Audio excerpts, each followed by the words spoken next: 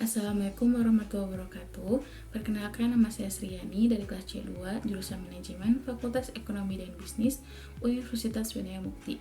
Di sini saya akan mempresentasikan laporan magang saya yang berjudul Peran Administrasi Rapat dan Surat Menyurat di bagian fasilitasi anggaran Kantor Sekretariat DPRD Kota Cimahi. Sebelum memulai presentasi, saya ingin mengucapkan terima kasih kepada Bapak Dr. Haji Deden Komar Priyatna selaku Rektor Universitas Widya Mukti, kepada Ibu Dr. Haji Wina Roswina selaku Dekan Program Studi Manajemen S1 Fakultas Ekonomi dan Bisnis, kepada Bapak Dodi Tisna Amijaya selaku Ketua Program Studi Manajemen, kepada Bapak Hasan Mustafa selaku dosen pembimbing, dan kepada pimpinan dan seluruh staf Kantor Sekretariat DPRD Kota Cimahi.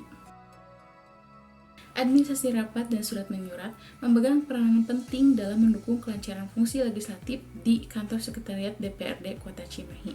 Dalam teori administrasi publik, George R. Terry menjelaskan bahwa administrasi adalah proses perencanaan, pengorganisasian, penggerakan, dan pengawasan sumber daya untuk mencapai tujuan tertentu. Dalam ruang lingkup Sekretariat DPRD, administrasi rapat mencakup penyusunan agenda, pengelolaan jadwal, pencatatan hasil rapat, serta pendistribusian notulen yang berfungsi sebagai dokumen resmi. Sedangkan administrasi surat menyurat berperan sebagai media komunikasi formal yang menghubungkan DPRD dengan masyarakat atau dengan organisasi perangkat daerah atau OPD.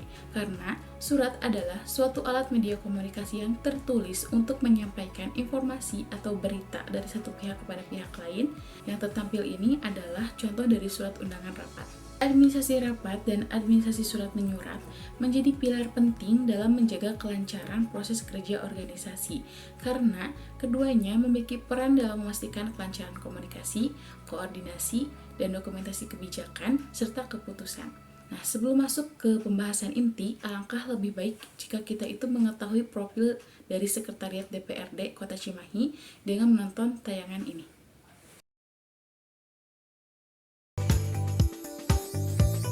Sebagai representasi rakyat, DPRD Kota Cimahi hadir untuk menerima aspirasi dari masyarakat. Sesuai fungsinya, DPRD Kota Cimahi memiliki fungsi pembentukan peraturan daerah, anggaran dan juga pengawasan.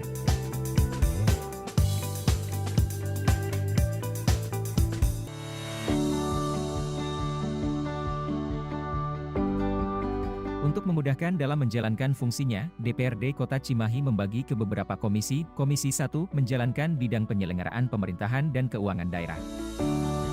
Komisi 2 bidang ekonomi. Komisi 3 bidang sosial budaya. Komisi 4 bidang tata ruang dan infrastruktur. Dengan adanya 4 komisi ini, diharapkan dapat membangun Kota Cimahi yang lebih baik. Dalam menjalankan tugasnya sebagai wakil rakyat, para anggota Dewan Perwakilan Rakyat ini memiliki kantor tempat mereka bekerja. Kantor tersebut adalah Sekretariat DPRD Kota Cimahi yang berlokasi di Jalan Dr. Anda Hajah Julaiha Karmita 05 Kota Cimahi.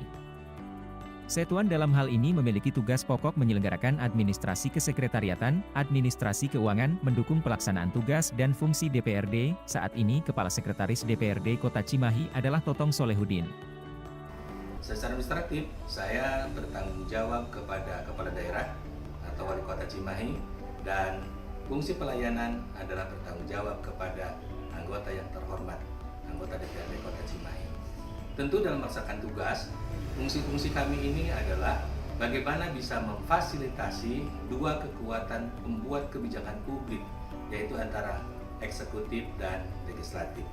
Harapan kami tentu adalah bagaimana pemerintahan ini yang terdiri dari eksekutif dan legislatif bisa bersama-sama membangun Kota Cimahi sesuai dengan tugas dan fungsinya dalam hal pelayanan kepada warga masyarakat.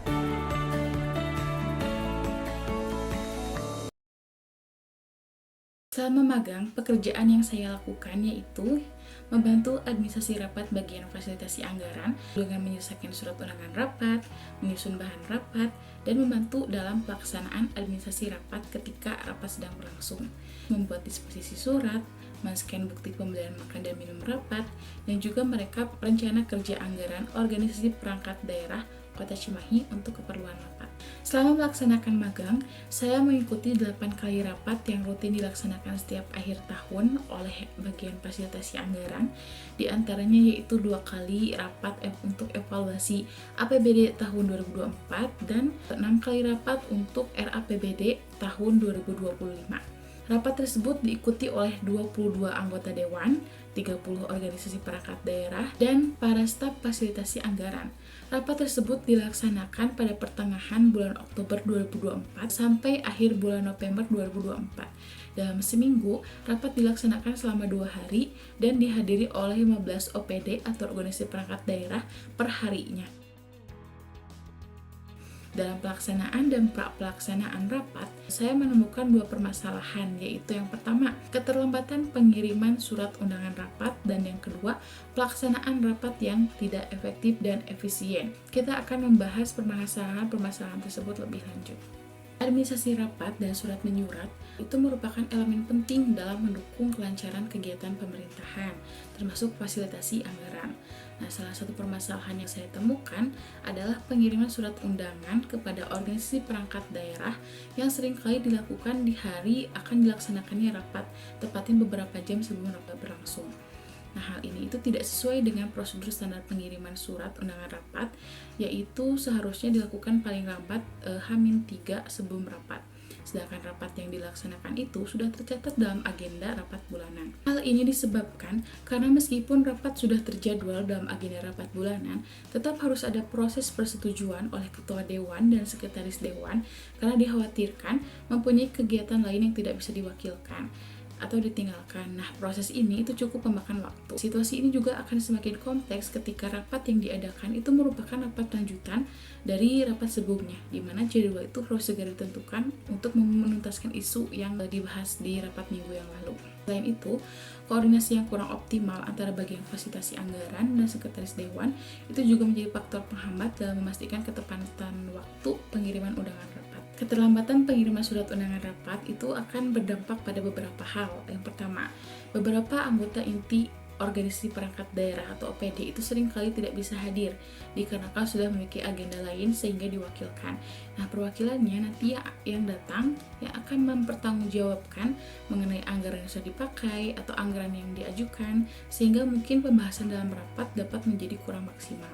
Dampak lainnya yang mungkin terjadi yaitu meningkatnya potensi miskomunikasi antara OPD dan pihak dewan yang dapat memperlambat proses pengambilan keputusan.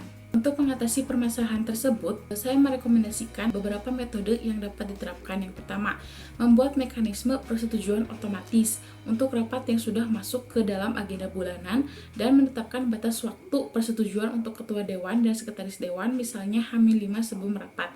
Persetujuan otomatis tersebut dapat dilakukan melalui WhatsApp atau email otomatis.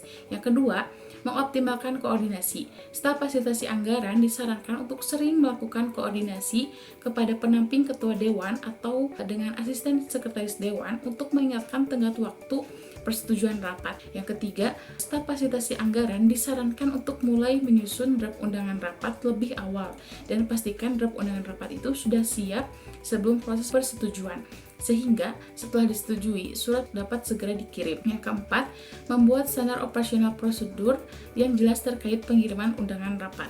Dan yang kelima, melakukan evaluasi bulanan terhadap proses administrasi surat menyurat untuk mengidentifikasi kendala dan menyusun solusi yang lebih efektif. Administrasi pemerintahan, khususnya di tingkat legislatif seperti DPRD, itu memainkan peran penting dalam memastikan kelancaran proses anggaran yang akuntabel dan transparan.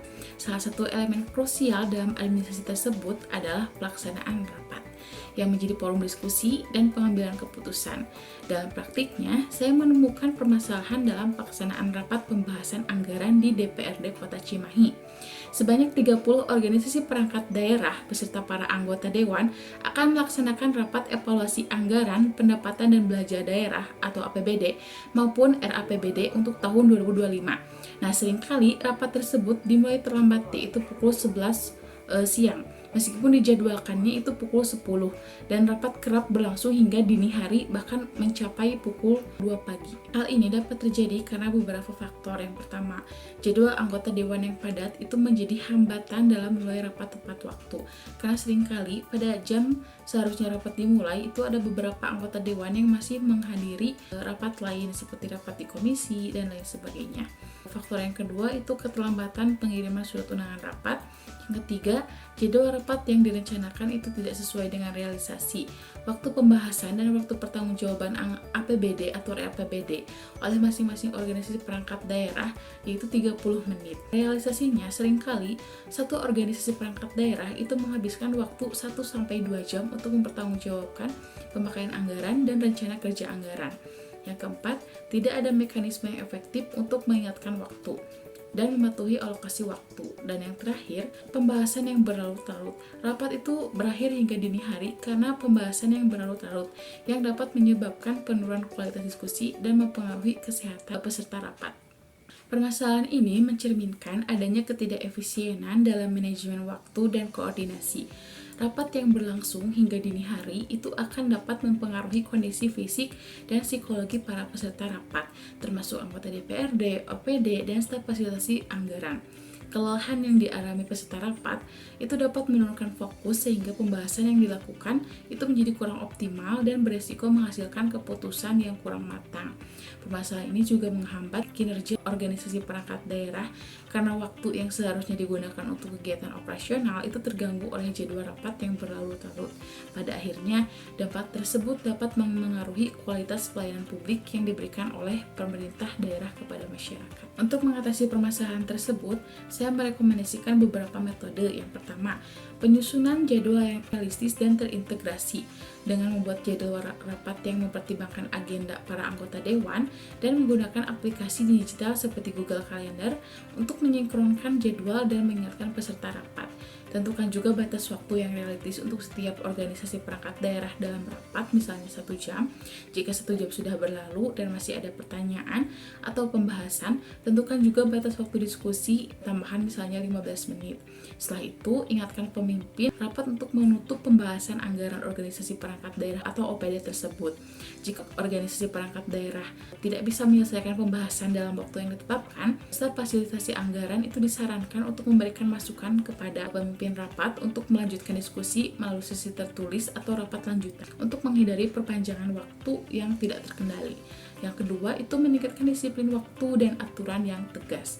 Dengan meningkatkan disiplin, dengan menerapkan aturan yang tegas untuk memulai rapat tepat waktu dan menentukan batas keterlambatan.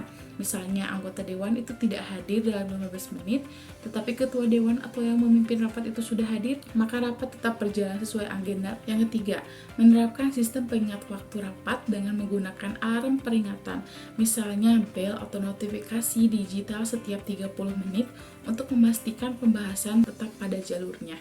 Yang keempat, pemisahan rapat berdasarkan prioritas dengan membagi rapat menjadi beberapa sesi dengan fokus pada OPD prioritas terlebih dahulu dan mempertimbangkan untuk memperpanjang durasi rapat menjadi beberapa hari dengan jadwal yang lebih singkat. Misalnya rapat itu dijadwalkan menjadi 3 hari dalam seminggu, perharinya itu diikuti oleh 10 OPD. Membatasi durasi maksimal rapat, misalnya tidak boleh lebih dari pukul 9 untuk menjaga efektivitas diskusi.